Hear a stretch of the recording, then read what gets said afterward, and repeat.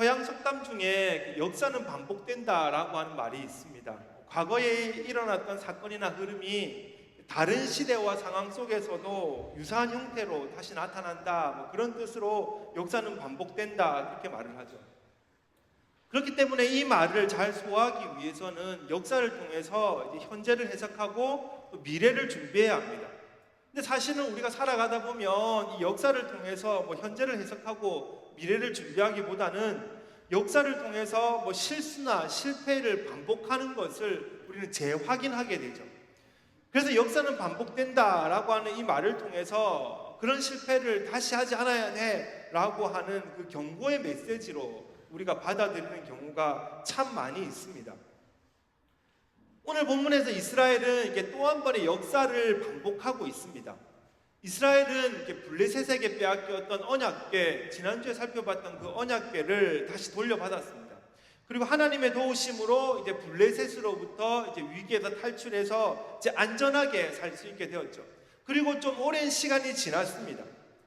나이가 든 사무엘이라고 8장 1절에서 말씀하는 것을 봐서 이제 시간이 많이 흘렀다는 것을 이렇게 말씀하고 있는데, 나이가 든 사무엘이 자신의 아들들에게 사사의 자리를 물려주었습니다. 그래서 사사로 자신의 아들들을 세워놓고 재판하게 했죠. 그런데 이 아들들이 이제 뇌물을 받고 불의하게 이제 재판을 하는 겁니다. 유전 무죄, 무전 유죄, 그것을 이제 실천하고 있는 것이죠. 그렇다 보니까 국민들이 화가 났습니다. 장로들이 모여서 이제 어떻게 해야 될지를 논하고 사무엘에게 찾아와서 놀라운 요청을 합니다. 그것이 뭐냐면 왕을 세우자는 겁니다. 우리도 왕을 세우자. 더 이상 사사시대를 벗어나서 우리도 왕을 세우고 왕정시대로 들어가 보자. 지금 그렇게 사무엘에게 요청을 하는 겁니다. 사실 이것은 하나님을 배반하는 행위입니다.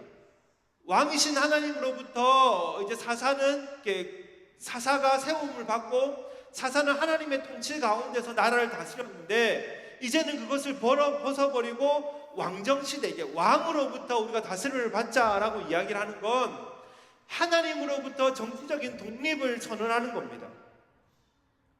옛 전통과의 단절, 하나님께서 세우신 그 전통을 이제 단절하고 하나님과 특별한 언약 관계였던 것을 파기하고 이제는 우리 뜻대로 우리 방식대로 살아가 보자, 이제 그것을 이야기를 하는 것이죠.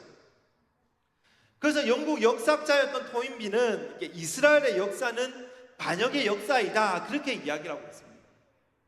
지금 이스라엘이 이렇게 하나님을 반역한 것은 여기가 처음이 아니죠. 우리가 구약성경을 읽어보다 보면 끊임없이 반복되고 있습니다. 사사기에서도 또 사무엘 말씀에서도 이것이 계속해서 반복적으로 나타나고 있습니다. 하나님을 반역하고 회개를 하고 돌아왔다가 또 반역하고 회개를 하고 돌아서고 계속해서 그 모습이 반복되고 있죠. 그래서 이스라엘의 역사는 반역의 역사입니다. 근데 그것을 오늘 또 그렇게 지금 벌리고 있는 거죠. 역사가 반복되고 있습니다. 사실 이것은 우리에게도 참 중요한 문제입니다. 우리 역시 하나님의 백성입니다. 하나님께 택함을 받은 자들입니다. 그러나 우리는 다양한 방법으로 하나님을 배반합니다. 매일의 역사를 반복하면서 또 아침에 일어나면 또 죄를 짓고 또 하루를 살아가면서 하나님을 배반하여 다른 것을 쫓아 살아가는, 나에게 왕이 있었으면 좋겠고 나에게 더 무엇이 있었으면 좋겠고 말씀이 아닌 세상의 것들을 쫓아 살아가기를 갈망하며 매일매일 역사를 반복하며 살아가는 것, 그들이 바로 우리들의 모습입니다. 그렇기 때문에 우리는 이런 역사를 반복하지 않기 위해서 우리는 좀 말씀을 통해서 어떻게 해야 되는지를 좀 생각을 해봐야 되죠. 우리가 기억하고 이 말씀을 통해서 우리는 이 역사의 반복을 끊기 위해서 어떻게 살아야 할 것인가, 그것을 한번 생각해 봐야 됩니다. 특별히 오늘 말씀을 통해서 우리가 좀 생각해 볼 수 있는 것은, 첫 번째로는 여호와의 손을 잊지 말아야 한다는 겁니다. 여호와의 손, 그것을 잊지 말아야 합니다. 이스라엘이 왕을 세워달라고 요청할 때 이스라엘이 이렇게 말을 합니다. 20절 말씀입니다. 우리도 다른 나라들 같이 되어 우리의 왕이 우리를 다스리며 우리 앞에 나가서 우리의 싸움을 싸워야 할 것이다 하는지라. 20절 말씀 오늘 좀 잘 기억했으면 좋겠습니다. 여기서 뭐라고 얘기합니까? 우리 앞에 나가서 우리의 싸움을 싸워야 할 것이다, 그렇게 이야기를 합니다. 아마 그 싸움이라고 하는 것이 아마 블레셋과의 싸움을 염두에 두고 말하는 것 같습니다. 지금은 평온하지만 블레셋이 언제 쳐들어올지 모르니까 우리에게는 늘 싸움이 있다, 이제 그렇게 이야기를 하죠. 근데 중요한 것은 그 싸움을 이야기를 할 때 그 싸움을 가르쳐서 우리의 싸움이다, 그렇게 말을 합니다. 또 왕을 칭할 때도 마찬가지 아닙니까? 우리의 왕, 그렇게 말을 하고 있죠. 하나님과 선을 긋는 겁니다. 우리가 우리의 왕을 데리고 우리의 방식대로 싸움을 할 테니까 이제 하나님 빠지십시오. 우리가 우리의 싸움의 방식이 있고 우리도 우리의 정치의 형태가 있지 않겠습니까? 하나님 이제 우리의 삶 속에서 빠져주십시오. 이 말하면 됐습니다. 우리 이제 살만합니다. 우리끼리 할 수 있습니다. 걱정하지 마시고 그냥 빠지십시오. 이제 그렇게 말을 하는 겁니다. 그런데 이스라엘 역사 속에서 한번 잘 생각을 해보십시오. 이스라엘 백성들이 자신의 능력으로 싸워서 이겼던 적이 있습니까? 멀리 갈 필요도 없이 바로 앞장 7장의 말씀을 보십시오. 블레셋을 물리칠 때 어떻게 물리쳤습니까? 7장 10절입니다. 사무엘이 번제를 드릴 때에 블레셋 사람이 이스라엘과 싸우려고 가까이 오매 그날에 여호와께서 블레셋 사람에게 큰 우레를 발하여 그들을 어지럽게 하시니 그들이 이스라엘 앞에 패한지라. 블레셋과 싸움을 하는데 이스라엘에 가서 어떻게 한 것이 아니라 하나님께서 큰 우레를 발하여서 그들을 어지럽게 하셨다라고 말씀하고 있습니다. 구약 성경에서 우레라고 하는 것은 천둥을 말하는 건데, 보통 우레, 천둥이라고 하는 것은 하나님께서 사람의 역사에 개입하신 하나님의 음성, 그것을 표현하고 있습니다. 무엇을 말합니까? 블레셋과 이스라엘이 대치하고 있는데 이렇게 있다가는 이스라엘이 질 것 같으니까 하나님께서 그냥 전적으로 개입을 하셔서 블레셋을 혼란스럽게 만드셨다는 겁니다. 가만두면 질 수밖에 없는, 가만두면 블레셋에게 먹힐 수밖에 없는 그런 이스라엘이었습니다. 그런데 하나님께서 그냥 일방적으로 개입하셔서 블레셋을 혼란스럽게 만드시고 승리하게 만드셨습니다. 이스라엘도 그것을 알고 있었습니다. 자신들의 힘이나 자신들의 능력이 아니라 하나님의 전적인 능력으로, 전적인 하나님의 은혜로 우리가 이겼다라고 하는 것을 너무나 잘 알고 있었습니다. 그래서 2절 뒤에 12절에서 뭐라고 하고 있습니까? 사무엘이 돌을 취하여 미스바와 센 사이에 세워 이르되 여호와께서 여기까지 우리를 도우셨다 하고 그 이름을 에베네셀이라 하니라. 에베네셀 많이 들어보셨죠? 그 뜻은 여호와께서 여기까지 우리를 도우셨다, 그런 뜻입니다. 여호와의 손이 있어서 우리가 이기게 되었다. 지금까지 하나님이 우리를 버려두신 것이 아니라 그 여호와의 손 때문에, 여호와의 능력 때문에 우리가 이겼다. 그것이 바로 에베네셀. 그것을 잊지 않기 위해서 기념비를 세우는 모습이 이스라엘의 모습입니다. 그런데 그 기념비에 발라둔 시멘트가 채 마르기도 전에 지금 어떤 모습을 보이고 있습니까? 하나님을 배반합니다. 그 기념비가 눈앞에 선한데, 그 기념비가 눈앞에 서 있는데 살만하니까, 이게 좀 될 것 같으니까, 이제 내 힘으로 뭔가 할 수 있을 것 같으니까 여호와의 손을 잊어버린 겁니다. 여호와의 손을 버려버린 겁니다. 엄밀히 말하면 여호와의 손을 잊어버린 것이 아니라 변한 거죠. 마음이 바뀌고 생각이 바뀐 겁니다. 사랑이 어떻게 변하니? 그런 질문을 받아보신 분 계십니까? 아니면 많이 하셨습니까? 언제 하시죠? 연인 관계가 있을 때 소원해지거나 아니면 이별의 통보를 하거나 받을 때, 야, 사랑이 어떻게 변하니? 남자 눌렸으면 책임져야지, 그렇게 이야기를 하죠. 제가 실제로 들어본 분은 아닙니다. 너무 리얼하게 이야기를 해서, 야, 저 사모님 만나기 전에 뭔가 사연이 있었나 보다, 그런 표정으로 저를 쳐다보시는데 들어본 적은 없습니다. 설교를 준비하는데 문득 이 말이 생각이 나더라고요. 그래서 혼자 이 말을 가지고 묵상을 했습니다. 말씀을 묵상해야 되는데 사랑이 어떻게 변하지? 왜 사랑이 변하지? 이것을 묵상하다 보니까 제가 내리게 된 답은 이렇습니다. 사랑이 변한 이유는 더 끌리는 대상을 찾았기 때문입니다. 지금 하는 그 사랑보다 더 끌리는 대상을 찾은 거죠. 연인은 나를 너무 구속하다 보니까 나는 자유가 그리워. 그래서 자유를 찾아서 자유가 더 끌리니까 떠나는 겁니다. 공부가 더 끌리거나 취업이 더 끌리거나 심지어 다른 이성이 더 끌리다 보니까 이번 사랑은 여기서 끝을 내야 되겠다. 이번 사랑은 여기까지다. 그래서 이제 이별을 통보하고 사랑이 어떻게 변하니? 그런 질문을 받게 되죠. 인간은 끊임없이 더 끌리는 것을 찾게 되어 있습니다. 인간은 더 끌리는 쪽으로 우리의 마음을 두고 더 끌리는 쪽으로 행동을 하고 싶어 하죠. 그런데 문제는 그것이 항상 더 나은 것은 아닙니다. 더 끌리는 게 더 옳은 방향이면 좋겠지만 사실 그 더 끌리는 게 더 옳은 방향은 아닙니다. 예를 들어서 지금 우리가 라면이 먹고 싶습니다. 근데 지금 밤 12시가 넘었습니다. 나는 지금 다이어트 중이고 내일 아침 일찍 중요한 발표가 있습니다. 그럼 어떻게 해야 되죠? 빨리 먹고 자면 됩니까? 스프를 반만 넣고 물을 가득 넣어서 염분이 좀 줄어서 아침에 덜 붓도록. 그냥 자는 게 사실은 답이죠. 그러나 어느 순간 냄비에 물이 끓고 있는 모습을 보면서 나는 너무나 연약한 자구나. 한 젓가락 먹는 그 모습을 보면서 그래도 국물을 안 먹어야지. 그렇게 하고 젓가락을 내려놓는 너무 연약한 우리의 모습입니다. 인간은 끌리는 것을 쫓기 마련입니다. 그러나 내가 선택한 그것이 항상 옳거나 항상 더 나은 것은 아닙니다. 이스라엘 역사가 계속해서 하나님을 배반하는 역사로 채워지는 이유가 무엇입니까? 더 끌리는 것을 계속 쫓아가고 있기 때문입니다. 그러니까 눈에 보이는 이방신들, 눈에 보이는 모습들이 더 좋아 보이기 때문에 하나님의 손을 경험하고 에베네셀 그러면서 기념비를 세웠음에도 불구하고 그것을 그냥 잊어버리고 더 끌리는 것, 더 좋아하는 것을 쫓아가고 있는 모습, 그것이 바로 이스라엘 백성의 모습이라는 겁니다. 잘못된 선택입니다. 역사를 또 반복하고 있는 너무 어리석은 모습입니다. 제가 어린 시절만 해도 사실 교회는 세상보다 훨씬 앞서갔습니다. 그래서 한국의 음향 장비나 봉고차, 밴 같은 차량들은 교회 부흥 때문이다. 그것 때문에 발전하게 되었다. 그것 때문에 매출이 올랐다. 그런 말이 나올 만큼 교회는 세상보다 훨씬 발전해 있었습니다.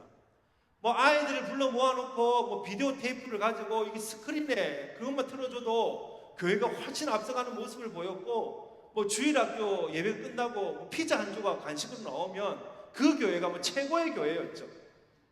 뿐만 아닙니다. 성경학교마다 아이들이 몰려왔었고 청년들이 가득 넘쳐서 늘 예배 때마다 예배당이 꽉꽉 찼던 모습이 제가 어린 시절만 해도 그 한국에 있었던 교회의 모습입니다.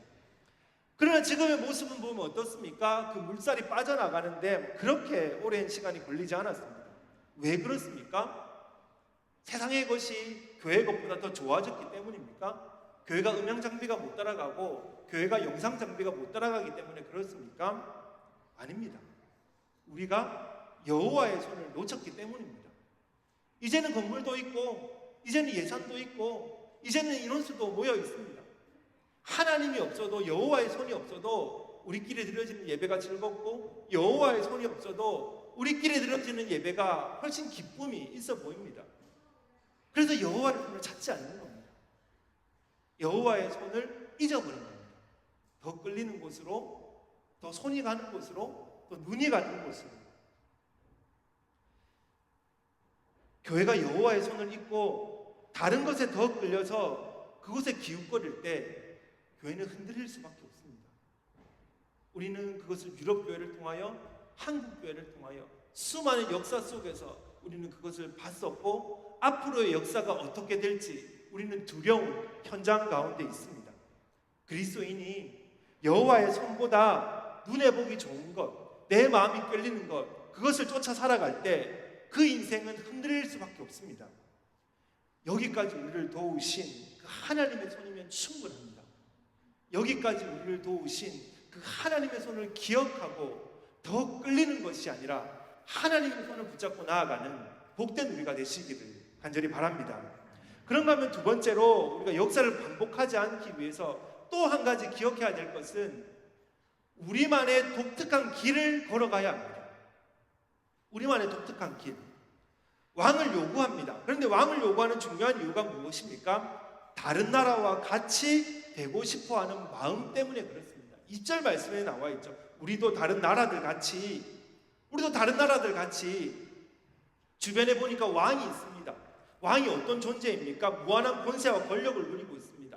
백성을 다스리고 백성을 책임집니다. 전쟁에 나가면 땅을 뺏어오고 자신의 국민들을 보호하는 그런 당당한 위풍당당한 모습으로 주변 국가들은 다 왕을 가지고 있습니다. 그런데 우리를 보니까 우리는 왕이 없습니다. 눈에 보이는 왕이 없습니다. 지파들끼리 연합해서 그 지파들의 우두머리들이 모여서 회의를 하고 장로들이 결정을 하고 보니까 제대로 된 우리는 훈련도 받지 못하는 것 같고 전쟁에 나가면 어영부영 하는 것 같고 이러다 보면은 이제 우리 나라가 없어질 것 같습니다. 두렵습니다.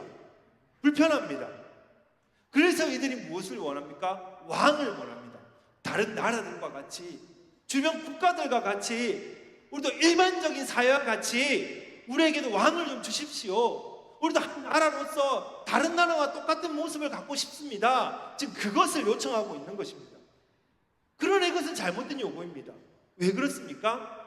이스라엘은 열방과 같은 모습으로 세워진 국가가 아니라 처음부터 구별된 하나님의 백성이었기 때문입니다. 다르게 살도록 부름받은 민족입니다. 애굽에서 출애굽될 때부터 또 시내 광야에서 하나님과 언약을 맺을 때부터 이스라엘 백성들은 다르게 살기로 작정된, 다르게 살기 위해서 만들어진 민족, 그 민족이 바로 이스라엘입니다. 그렇기 때문에 이스라엘 백성들, 하나님의 백성들은 다르게 사는 모습, 특별하게 사는 그 모습을 통해서 믿음을 드러내야 합니다. 세상과 동일한 모습, 세상처럼 살아가는 그 모습이 아니라 세상과 다르게 살아가는, 좀 특별하게 살아가는, 좀 독특한 모습을 가진, 그것을 가지고 믿음을 드러내는 사람들, 그들이 바로 그리스도인의 공동체, 바로 교회라고 하는 것입니다. 그래서 성경은 끊임없이 우리에게 다르게 살기를 촉구하죠. 마태복음입니다. 너희는 세상의 소금이니 소금이 만일 그 맛을 잃으면 무엇으로 짜게 하리요? 후에는 아무 쓸데없어 다만 밖에 버려져 사람에게 밟힐 뿐이니라. 너희는 세상의 빛이라. 산 위에 있는 동네가 숨기지 못할 것이요. 주님이 우리에게 뭐라고 하십니까? 너희는 세상의 소금이야. 너희는 세상의 빛이야. 우리의 정체성을 말씀하고 있는 겁니다. 세상에서 우리는 빛이고 우리는 소금입니다. 무엇을 말씀하고 있죠? 독특한 자라는 겁니다. 짠맛을 내는 독특한 사람, 어둠 가운데 빛을 밝히는 독특한 사람, 그들이 바로 우리라는 겁니다. 그래서 교회는 이 세상의 가운데, 이 세상에 있는 수많은 공동체 가운데 독특하게 살아가는 유일한 공동체입니다. 세상을 거슬러 세상과 다르게 독특한 형태를 가지고 있는 유일한 공동체, 그들이 바로 교회입니다. 그리스도의 이름을 가지고 모여 있지만 우리는 그리스도의 이름과 전혀 상관없는 사람, 그리스도의 이름을 전혀 믿지 않는 사람, 그 사람을 찾아올 때 더 기뻐합니다. 나의 유익을 위해 세상 모든 사람들이 달려가지만 다른 사람들의 유익을 위해, 다른 나라의 유익을 위해 더 많이 헌신하고 더 많이 무릎으로 나아가는 공동체, 그들이 바로 교회입니다. 세상과 다른 모습, 특별한 모습, 그것을 가지고 우리의 정체성을 드러내는 것이죠. 1세기 교회 예배 이야기라는 그 책이 있습니다.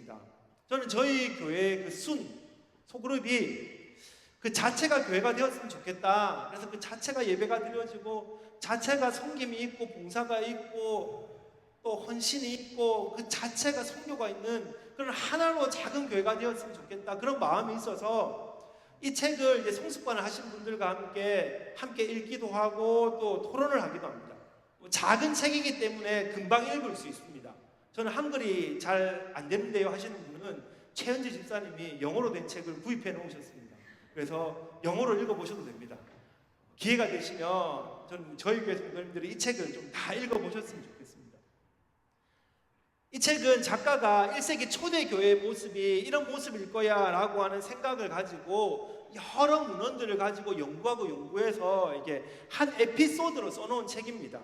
교회를 가본 적이 없는 푸블리오스라고 하는 그 가상의 인물이 한 가정에서 모이는 우리 숨과 같은 그런 모임의 초대가 되어서 그곳에서 일어났던 일, 하룻밤에 일어났던 일들을 써놓은 글입니다. 아주 짧은 책이죠. 2000년 전 처음 교회가 생길 때 로마 모습, 차별이 아주 심했던 곳입니다. 근데 그곳에는 여자와 남자가 함께 있습니다. 종과 주인이 함께 있습니다. 가난한 자와 부자가 함께 있습니다. 아이와 노인이 한 공동체 속에 그 한 집에 있는데 전혀 어색함이나 불편함이 없습니다. 신분과 상관없이 모임에 처음 나온 푸블리오스, 예수님과 상관없는 그 푸블리오스를 가장 상석에 앉힙니다. 신분상 아주 높은 곳에 앉아야 될 것 같은 사람이 왔는데 그 사람은 오히려 손님을 위한, 덜 중요한 손님을 위한 소파에 앉힙니다. 그리고 그 사람의 옆에는 종이 가서 앉습니다.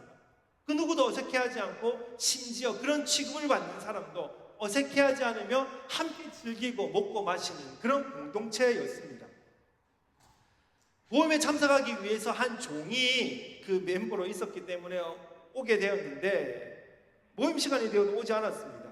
아마 악덕 주인에게 붙잡혔던 것 같습니다. 이제 시간이 되어서 나오려고 하는데 그 주인이 불러놓고 또 다른 일을 시켰던 것 같죠. 그러니까 거기에 있는 모임에서 속해 있던 사람들이 평소 그 주인에 대해서 알고 있으니까 뭐 싫은 내색을 하는 것이 아니라 오히려 자신들이 먹는 것과 똑같은 양의 모양의 식사를 따로 준비해 놓습니다. 종인데 음식을 준비해 주지 않아도 되는데 그 종을 위해서 자기들과 똑같은 양의 그리고 그 질의 음식을 따로 남겨놓습니다. 그 공동체는 서로 무시하거나 우쭐댐이 없습니다. 소통이 되지 않거나 소외되지 않습니다. 차별이 없습니다. 누구도 밤이 늦도록 대화를 나누는데 그 대화가 끊기지가 않고 함께 먹고 마시고 함께 얘기를 나누고 함께 즐거워하고 한 목표를 향해 달려나갑니다. 모임이 마친 후에는 도둑과 노상강도가 득실거리는 로마의 밤거리, 들깨가 다니고 돼지 맞죠, 제멋대로 돌아다니는 로마의 밤거리, 어두우면 집에서 그냥 오물을 창문 밖으로 버리기 때문에 어디서 오물을 뒤집어 쓸지 모르는 두려운 그 로마의 밤거리를 햇불을 비춰서 함께 걸어갑니다. 그야말로 한 가족의 모습, 그것이 바로 이 공동체의 모습입니다. 처음 교회가 탄생했을 때 교회는 이런 모습이었습니다. 교회는 세상과 다르게 시작되었고 세상과 다른 모습으로 교회는 발전해 나갔습니다. 세상과 다르게 살아가는 것이 무엇입니까? 현대를 살아가는 우리에게 그리스도를 믿는 한 사람, 한 교회로서 세상과 다르게 살아가는 것이 과연 어떤 모습입니까? 독특한 삶을 살도록 부름받은 성도의 삶, 그것을 어떻게 표현할 수 있습니까?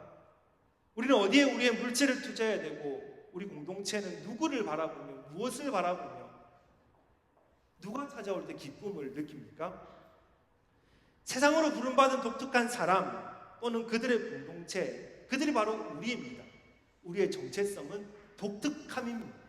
하나님은 우리를 세상과 똑같이 만들어 놓으신 것이 아니라 독특한 자들로 만들어 놓으시고 우리를 부르셔서 우리의 독특함을 통해서 하나님께서는 영광을 받으십니다.